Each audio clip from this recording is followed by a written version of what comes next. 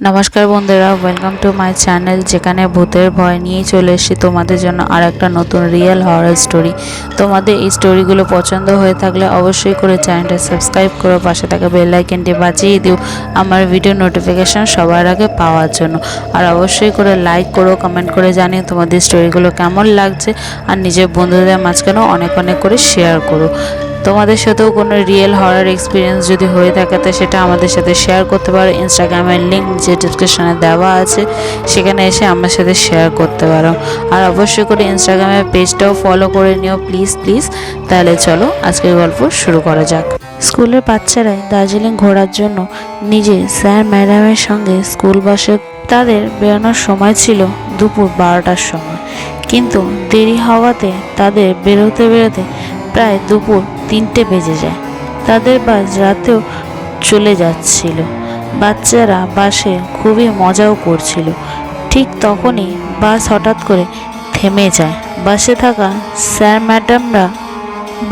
থাকা স্যার ড্রাইভারকে জিজ্ঞাসা করলো, কি হলো, হঠাৎ করে বাস থামিয়ে দিলে কেন? স্যার, বাসের সামনে একটা মহিলা দাঁড়িয়ে আছে। বাইরে যে মহিলা দাঁড়িয়ে আছে সে সাহায্য চাইছিল। দয়া করো বোন, আমার বাড়ি উপরে পাহাড়ের কাছে, সেখানে আমাকে দয়া করে পৌঁছে দাও। আমার সাথে আমার ছোট বাচ্চাও আছে, আর অনেক রাতও হয়ে এসছে। দয়া করে আমার একটু সাহায্য করো। স্যার ওই মহিলাকে সাহায্য করে, তাকে বাসে এসে বসতে বলে। তারপরে বাস চলা শুরু করেছে। বাসের মধ্যে এতক্ষণ বনশ্রী ও তার বন্ধু দেবশ্রী ও তার ভাই দিলীপ মিলে এতক্ষণ যে মজা করছিল, তারাও হঠাৎ করে শান্ত হয়ে বসে আছে। তারাও কোনো কথা বলছে না। বাসে যে মহিলাটা নিজের বাচ্চাকে নিয়ে বসেছিল, বনশ্রী বাচ্চা দেখার ইচ্ছায় মহিলাটার কাছে যায়। বনশ্রী দেখে বাচ্চাটার মুখে কাপড় দিয়ে ঢাকা ছিল। বাস হঠাৎ থামতেই বাচ্চাটার মুখ থেকে কাপড়টা সরে যায়, আর বনশ্রী তার মুখ দেখে নেয়। মুখ দেখতেই বনশ্রী অতিরিক্ত ভয় পেয়ে যায়। ও নিজের ম্যাডামকেও কিছু বলতে পারে না। তার ম্যাডামও জিজ্ঞাসা করে, কি হয়েছে, কিছু বলবে? বলো, এত ভয় পাচ্ছ কেন?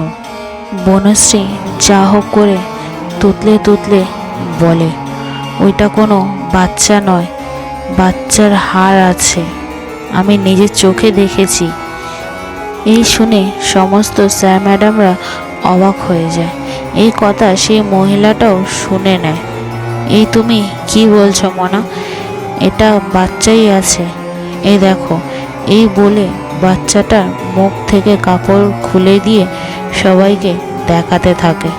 বনশ্রী তারপরে কাউকে কিছু না বলে চুপচাপ করে গিয়ে নিজের জায়গায় গিয়ে বসে পড়ে।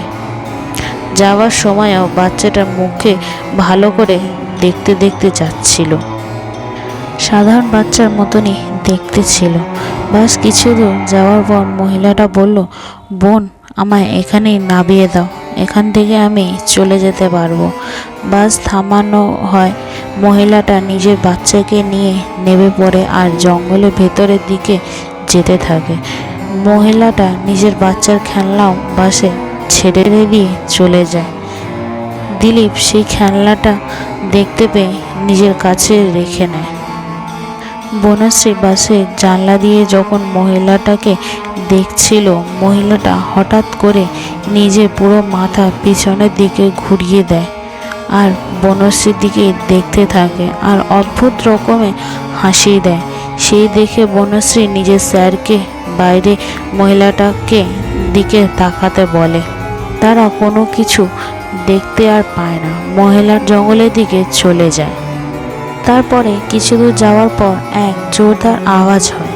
ড্রাইভারকে জিজ্ঞাসা করতে বলল, বাসের টায়ারটা ফেটে গেছে স্যার, বাস আর এখন যেতে পারবে না, কাল সকালেই ঠিক করতে পারবো। স্যার আর ম্যাডামরা মিলে আলোচনায় করছিল।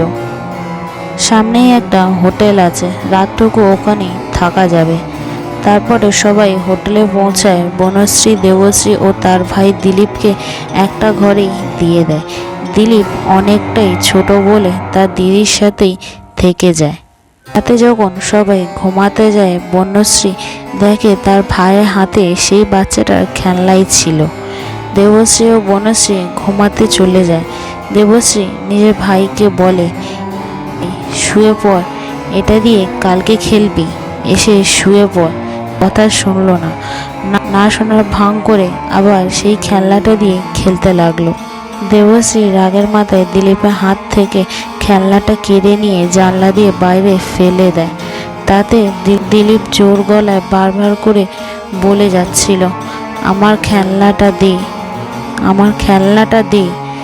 দেবশ্রী ভাবলো, এটা কি হয়েছে দিলীপে, বুঝতে পারছি না। যখন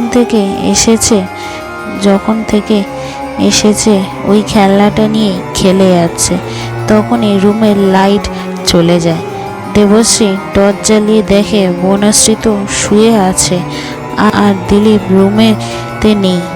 জানলার দিকে তাকিয়ে দেখলাম দিলীপ জানলা দিয়ে বেরিয়ে জঙ্গলের দিকে যাচ্ছে।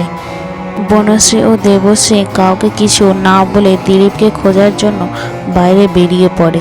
দেবশ্রী বারবার করে দিলীপকে ডেকে যাচ্ছিল, কিন্তু দিলীপকে কোথাও দেখতে পাচ্ছিল না। তারপর জঙ্গলের মাঝামাঝিতে পৌঁছে যায়। তখন দিলীপের আওয়াজ পায়।